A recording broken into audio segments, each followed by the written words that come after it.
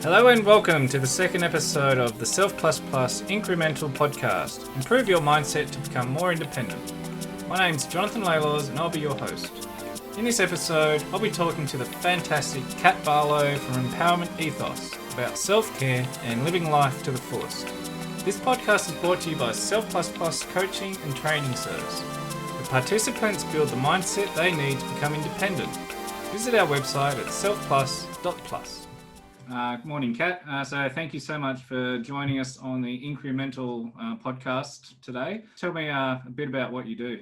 So my business is called Empowerment Ethos, and I work with parents of disability, diagnosis and diversity to help them empower themselves with new skills so that they can be the best person for their families. Awesome. So how did you get started? Talk me through it. So I used to work in film and television, and then when I was 29 weeks pregnant, my son was nearly born on set of a TV show I was working on at the time. Slightly inconvenient. And so he blazed into the world 11 weeks early. And so life was never going to be ordinary from then on. So I couldn't go back to work to do what I was doing before. So as a carer, it's very difficult to be able to, work full time or work in something. So I looked into starting my own business. So that's how it started. So my son Noah was my inspiration to be able to step forward. I just saw there was a massive gap between the help and support that was available for children compared to the help and support that was available for adults with disability and adults, parents of kids. So what are some of the most common issues your clients face? Oh, so many things. Often parents feel isolated. They feel that no one would understand. They feel like there's a massive workload. And there's a lack of acceptance, I think, often because it isn't what we expected. Not that parenting ever is, that's the thing, right? So before you have kids, you think, oh, this is how parenting is going to be and this is how it's going to be. And I'm sure it's not, even if you have ordinary kids. But when you have kids who are extraordinary and have all these amazing upgrades, then, you have to learn a different way of parenting too. Perhaps wasn't how you were brought up, and so you have to learn all new skills and new ways and a whole other language in some cases to be able to talk to people who are going to support you, or doctors or nurses along the way. And so a lot of the time it's about connecting people and parents with people who understand, other parents who are going through the same thing, so that it can feel connected, they can have those conversations, and also how parents can deal with their own anxiety and their own stress so that they know how to model grit and resilience to their own children, because that's certainly a trait that they're going to need throughout their life. What's the one thing that your services have done for your clients that you didn't expect? I think I didn't expect it to be as profound when they're looking at their own childhoods and as deep as it went with their own underlying beliefs. I thought that I would be, right in the beginning, I just thought I'd be helping parents become better humans so that in turn we're better parents, so that in turn, our kids learn some great lessons from us. But I think from us, we've done a lot of healing. I certainly did a lot of healing from my past.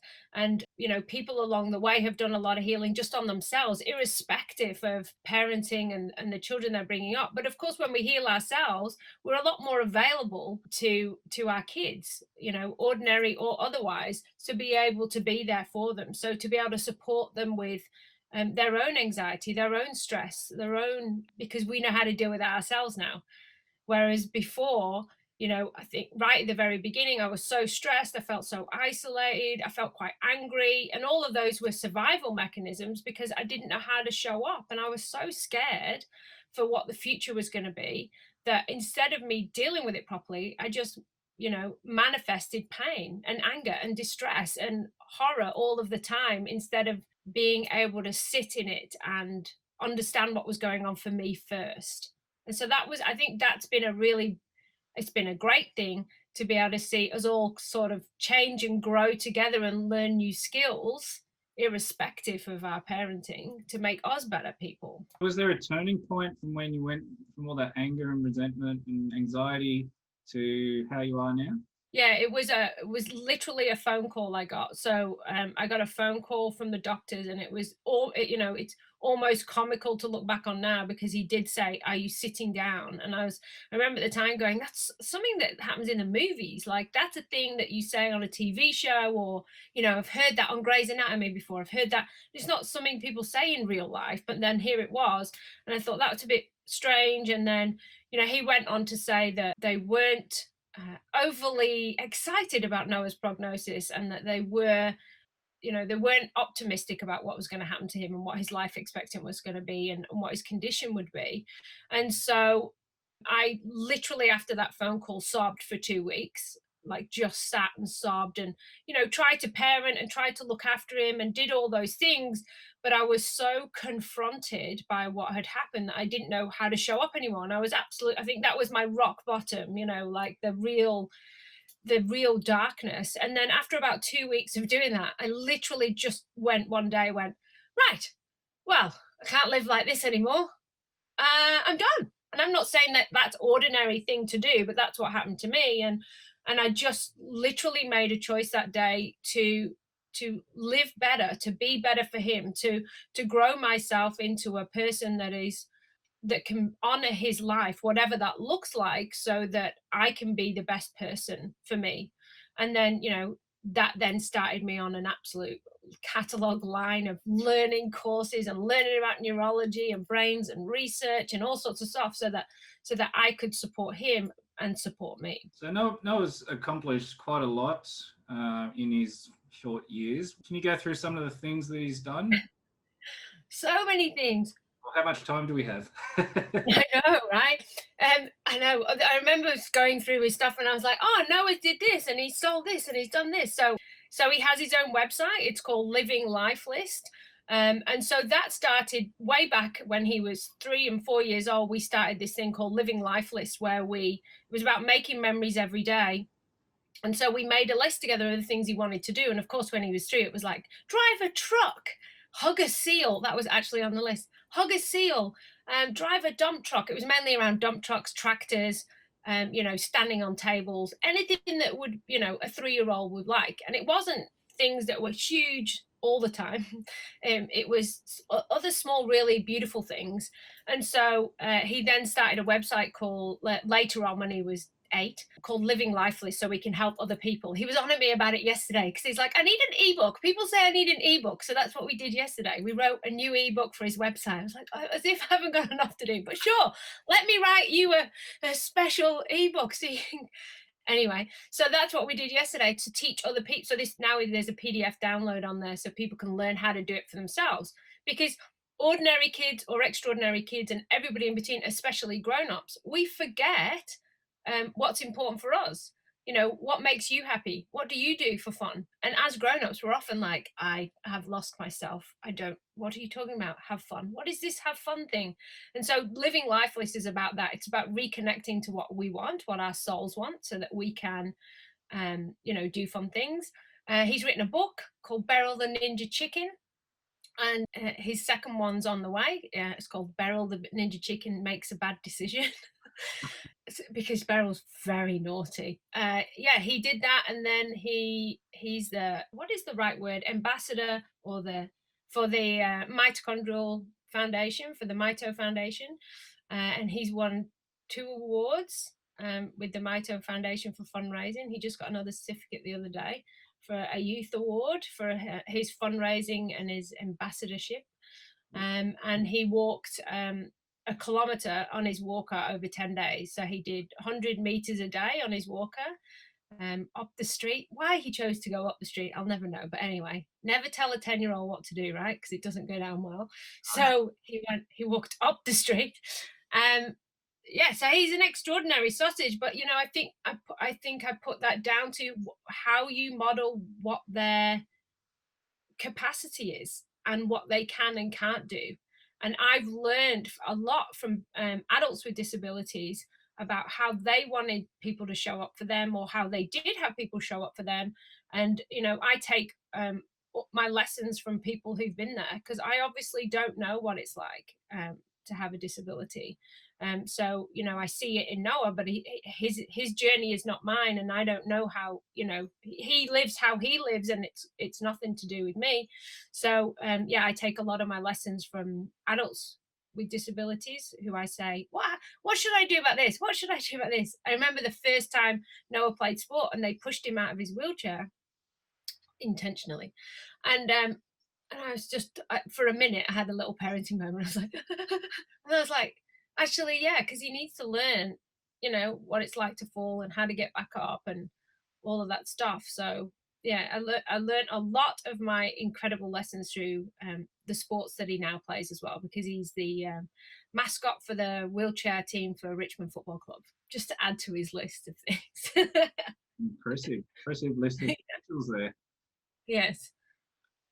He's an incredible sausage. So what are you most excited about right now? Oh gosh, so many things. I'm really excited about the courses that I'm doing. I've just got a new one started, which will be specifically for carers around self-compassion and the fact that we always like to put ourselves last. So it's about learning to ask for help and learning about compassion fatigue and carers burnout.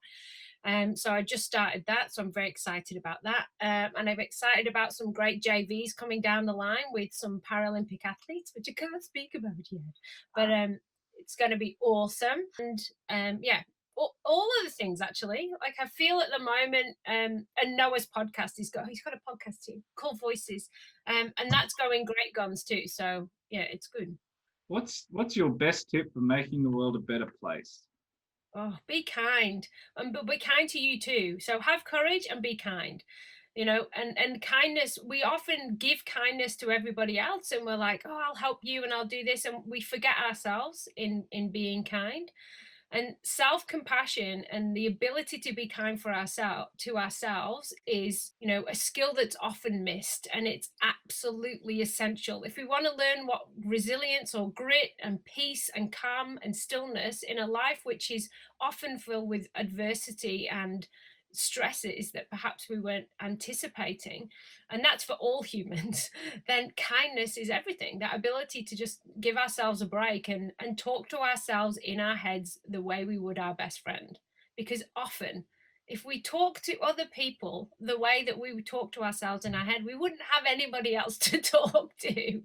So by being kind to ourselves, we teach our kids to be kind to themselves too. Yeah, I know if I said things that I say to myself in my head to other people, I'll probably have no teeth. Yeah, well, exactly right. And we're our biggest advocate or our greatest destroyer. And we have that ability within ourselves. I'm quite, when any athlete stands on the blocks before they go, they don't give them a pep talk, give themselves a pep talk, which is unkind. They're not like, you're rubbish, this is awful, you're never going to be able to run, I don't know why you bothered showing up. They're like, you can do it, you're going to be amazing, this is your day, you're going to be fantastic. And so we can do that for ourselves every day, and that energy that we then give off changes everything. Being a male, kindness can be seen as a weakness, but it's actually not. It's a huge strength. Huge strength. Kindness and vulnerability in any gender is an incredible strength, because, and especially looking after ourselves, cannot say it enough. We do so much for everybody else, but we forget to be kind to ourselves, and that's yeah, across the board. I think it's a massive strength. The self-kindness thing applies to not just parents with children with special needs, but I guess in general, because I've seen quite a bit where parents doing everything for their kids, but they're burning out, and yeah, they're not. That's because they're not taking the time to look after themselves. Yeah, I was really confronted by that recently more than any time when we were about 7 weeks into one of my bigger courses, and I said, so just write down 5 things that you like to do, and everybody went, what? And I was like, wow, okay, so we're that level where we put ourselves so far down the list, and that's all humans, like you say. This isn't about parenting, this isn't about anything, this is just humans. We're so used to putting everybody else first, or so used to staying busy or doing work or whatever it is we need to survive, we forget joy. we forget happiness, we forget silliness, and all of those things are so important. I absolutely make sure I laugh every single day. That's a non-negotiable. People ask you, what's your non-negotiable? I'm like, laughter. Like, what do you mean? I'm like, I'm so serious. If I get to 11:30 at night and I'm still not laughed, I will watch stand-up comedy and make it happen.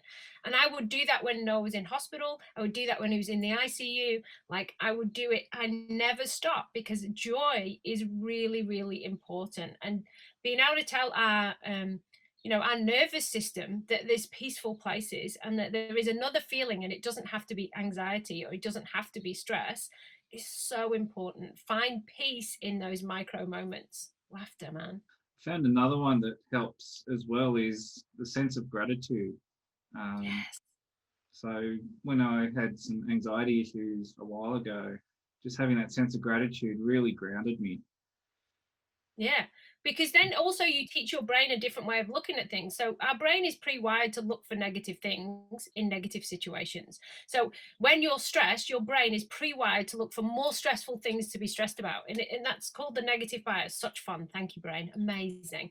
And so you end up on a loop where you know those days where you're like, this has happened and this has happened and this has happened and but when we look for gratitude, especially if we do it twice a day, once in the morning, one at night, you'll find yourself through the day going, oh, I need something to be grateful for. What can I be, and then something happens. You're like, oh, this can be my thing for the day. This can be my grateful thing. And it makes you notice the small things. It makes your brain switch off from a negative bias and starts to open the gates to more positive experiences that it's looking for, and that gratitude. It's absolutely important. And then often you'll find people going, I have nothing to be grateful for today. You go, okay, but are you sitting in a house? Are you breathing? Yes. Did you eat food today? Yes. Yeah, exactly. Did you wake up? Well, yes. How did you get to work today? Do you have a job? All like there's so many things, and it's not. And then people go, oh, but that's just scraping the barrel. It's like, no, that's fundamentally like the most important things that you are surrounded by that you take for granted.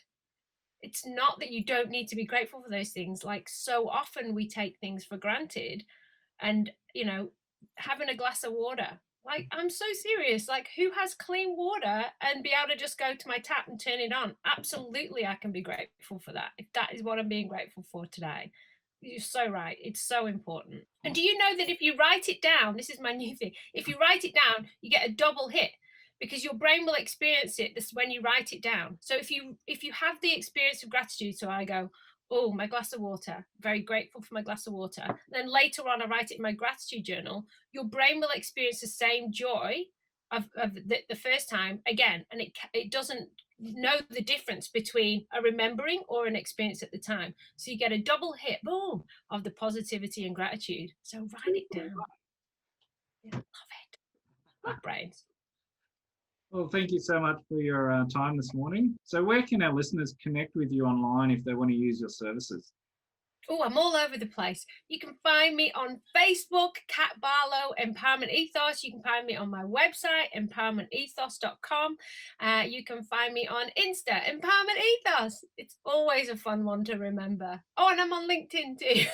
Empowerment Ethos. I'm all over the place. Awesome. Thank you so much for your time. Thank you for having me. And yeah, I'll talk to you soon. Awesome. Thank you so much.